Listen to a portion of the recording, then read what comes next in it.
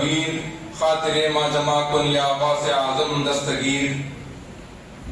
حضرات گرامی، ہم اور آپ اب جس کا دیدار کر رہے ہیں، آپ حضرت سید شیخ محب الدین احمد حسن الرفاعی مدظ اللہ العالی سجادہ نشین دربار عالیہ سلطان الاولیاء حضرت سیدنا احمد کبیر رفاعی رضی اللہ تعالیٰ عنہ کے سجادہ نشین ہیں۔ آپ سب آلریڈی اس بات سے بخوب جانتے ہیں کہ سیدی کا آنا کچھ سال پہلے بھی ہوا تھا۔ الحمدللہ ثم الحمدللہ امام رفاعی کے بجانے پر اور شاہ زلجلال رحمہ کے بلاوے پر ایک اور مرتبہ سیدی کی حاضری ہمارے پاس ان کے گھر میں ہی ایک اور مرتبہ ہوئی ہے۔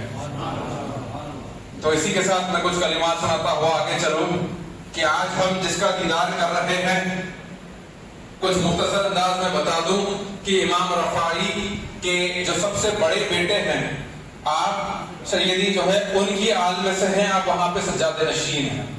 اس کے بعد سیدی کے جو امام رفاعی کے جو ایک اور صاحبزادے ہیں، حضرت سیدنا اسحاق رفاعی رضی اللہ تعالیٰ عنہ، جس کے صاحبزادے نے ہندوستان کو تشریف لائی۔ آپ امبر شریف میں آرام فرما ہیں، وہاں سے سلسلہ قاضی بیٹ تک ہوتا ہوا آیا اور دادا پیر کے ساتھ یہاں تک چل رہا ہے۔ تو الحمدللہ رفاعی سلسلے کے دو چشم چراغ آج آپ سب کے سامنے ہیں اور آپ سب دیدار کر رہے ہیں ان کا۔ تو یہ جن کی حال سے ہے، یہ شان سناتا ہوا چلوں کہ جب ہم سلسلے رفاعیہ سے جڑتے ہیں تو ہمیں کیا ملتا ہے۔ اب دیکھو، ایک مرتبہ کا واقعہ ہے کہ سیدنا امام احمد کبیر رفاعی رضی اللہ تعالیٰ عنہ کے دو مرید سفر کر رہے تھے۔ سفر کرتے ہوئے کیا دیکھنے کو ملا کہ ایک جگہ جہاں پر جھاڑ تھا، جھاڑ کے پاس رک کے نماز قائم کیے۔ نماز قائم کرنے کی دیری تھی، ایک شخص کا گزر وہاں سے ہوتا ہے، وہ کہتا ہے کہ آخر تم دو لوگ جس کے مرید ہو، میں نے سنا ہے کہ تم جب سے ایک شیخ کا تذکرہ کر رہے ہو جس کو زمانہ احمد کبیر رفاعی کے نام سے جانتا ہے، تم کیا سمجھتے ہو؟ تم وہ شیخ جو ہیں کیا تمہاری مدد کر سکتے ہیں؟ وہ شیخ آخر کیا درجے کے افضل ہے، کیا درجے کے بزرگ ہیں، آخر کیا کرامات کر سکتے ہیں؟ جیسے یہ کہنا تھا کہ دو مرید اپنے دل میں ایک مراد لے لیتے ہیں اور پروردگار عالم کی بارگاہ میں سجدہ ہو کر دعا کرتے ہیں، اے پروردگار عالم، تیرے جو معشوق ہے، تیرے جو بندے ہیں، جس میں سب میں اول درجے میں رکھنے والوں میں ان کا شمار ہوتا ہے، جس کو زمانہ احمد کبیر رفاعی کے نام سے جانتا ہے، ہم ان کے غلاموں میں ہمارا شمار رکھتے ہیں، ان کے مریدوں میں ہم ہمارا شمار رکھتے ہیں، لہذا ہماری لاج رکھ لیجئے۔ یہ جو بندہ سوال کر رہا ہے ہمارے شیخ سیدنا احمد کبیر رفاعی کی شان میں، اس کو اس کا جواب مل جائے۔ جیسے یہ کہنا تھا کہ دو مرید بیٹھ کر امام رفاعی کے دو مریدوں کی حالت بتا رہا ہوں آپ کو، اولاد آل تو بہت دور کی بات ہے۔ دیکھیں گے دو مرید، دو رفاعی مرید کیا شان رکھتے ہیں، سلسلے رفاعیہ کے مرید کی بھی شان کیا رہتی ہے۔ دیکھیں کیا دیکھنے کو ملا، دو مریدین بیٹھ کر جیسے ہی اللہ رب العزت کی بارگاہ میں عرض گزار ہوئے، دعا کرنے لگے، اتنی دیر میں کیا تھا، ہوا میں سے ایک پرچی آتی ہے، آ کے دونوں کے سامنے گر جاتی ہے۔ اس کے بعد کیا دیکھنے کو ملتا ہے کہ پرچی پر آگے پیچھے کچھ لکھا نہیں ہے۔ وہ پرچی لے کے نکلے اور کہنے لگے کہ دیکھو، ہم نے جو دعا مانگ لی تھی مانگ لی، ہم نے ہماری علاج کی دعا مانگ لی، یہ پرچی آئی آ کے ہمارے سامنے گری، ہمیں لہذا اس پر پورا یقین ہے کہ اللہ رب العزت نے ہماری علاج رکھی ہے۔ تو یہ پرچی کا کیا کیا جائے؟ کہتے ہیں کہ چلو ہمارے شیخ کے پاس چلیں گے، اس کے اوپر جو لکھا ہے وہ پڑھنا ہر ایک کے بس کی بات نہیں ہے۔ جیسے یہ کہنا تھا، وہ جو سوال کرنے والا شخص تھا، وہ شخص اور یہ دو امام رفاعی کے مرید آتے ہیں سیدنا امام احمد کبیر رفاعی رضی اللہ تعالیٰ عنہ کی بارگاہ میں، عرض گزار ہوتے ہی لگتے ہیں۔ لوگ کہتے ہیں نا کہ تمہارا حال دل ایک شیخ کیسے جان سکتے ہیں؟ لوگ سوال کرتے ہیں نا، پیر اور مرید کا آخر کیا رشتہ ہے؟ لوگ سوال کرتے ہیں پیری مریدی میں آخر کیا رکھا ہے؟ یہ سوال کا جواب امام رفاعی کے مریدوں نے دے دیا۔ یہ پرچی لی، پہنچے امام رفاعی کی بارگاہ میں، مردہ پورا سننے جا رہے تھے، پورا واقعہ سنانے جا رہے تھے، قربان جائے امام رفاعی کے، آپ فرماتے ہیں مجھے کچھ سنانے کی ضرورت نہیں ہے، مجھے پتا ہے اللہ رب العزت نے یہ پرچی میں کیا جواب لکھا ہے۔ پرچی لی، اٹھایا، پڑھا، کچھ اور نہیں، بس ایک ہی بات کہی، کہنے لگے الحمدللہ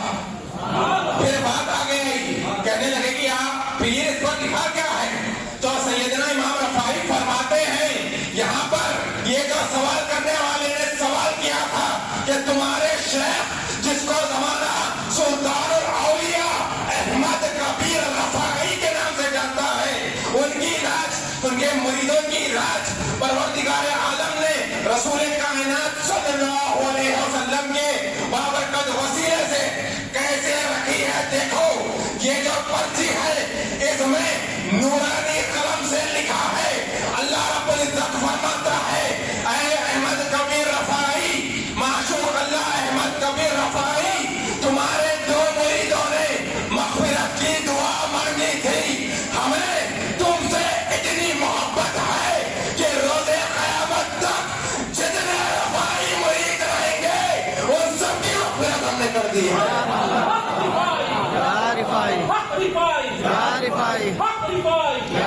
تو یہ معاملہ رہا ہے رفاعی مریدوں کا. یہ نوازش ہے رفاعیوں کی. دو مرید مانتے ہیں مغفرت کی دعا تو تمام رفاعیوں کی مغفرت ہو جاتی ہے. اب آ گیا ہے معاملہ 11ویں شریف کے واقعے کا. بابا یہ مت سمجھو کہ غوث پاک اور امام رفاعی الگ ہے.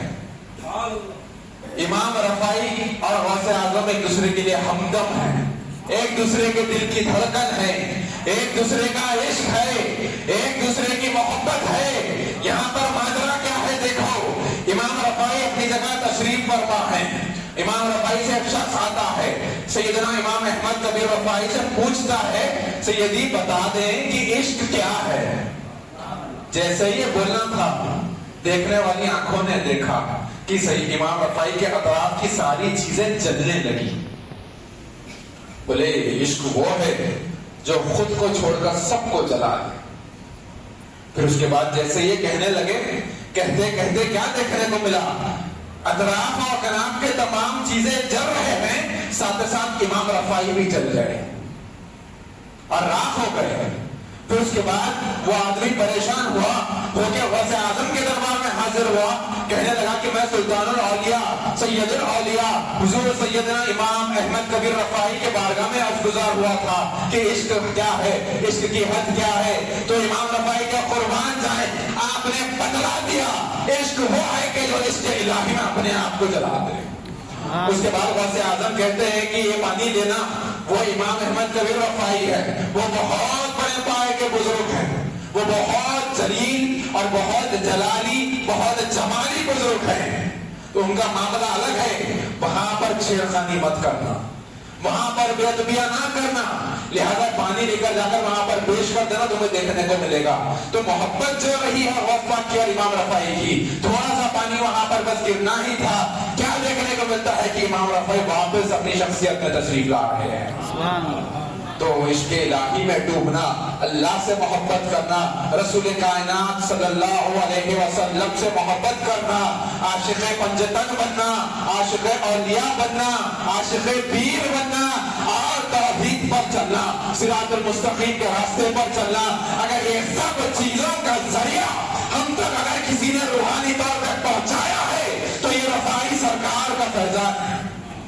کہ آج ہم جو کچھ ہے امام رفاعی کے در کی دھول کے صدقے میں ہے.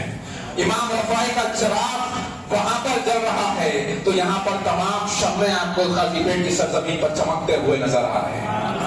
امام رفاعی کا فیضان بصرہ سے نکل رہا ہے اور یہاں قاضی بیٹ کی سرزمین سے امام رفاعی کے شہزادے فیضان بانٹتے ہوئے نظر آ رہے ہیں. اور یہ بات بڑے دعوے کے ساتھ اور بڑے ہی پازیٹیو وے میں فخر کے ساتھ بتا رہا ہوں کہ ہمارا رشتہ یہاں وہاں سے نہیں, امام رفاعی سے ہے. کیونکہ امام رفاعی وہ ہے ہر جگہ پر ہر بزرگ کو سرکار کائنات کی بارگاہ میں حاضر ہونا پڑتا ہے, ہر ولی کو غوث اعظم کے دربار میں حاضر ہونا پڑتا ہے.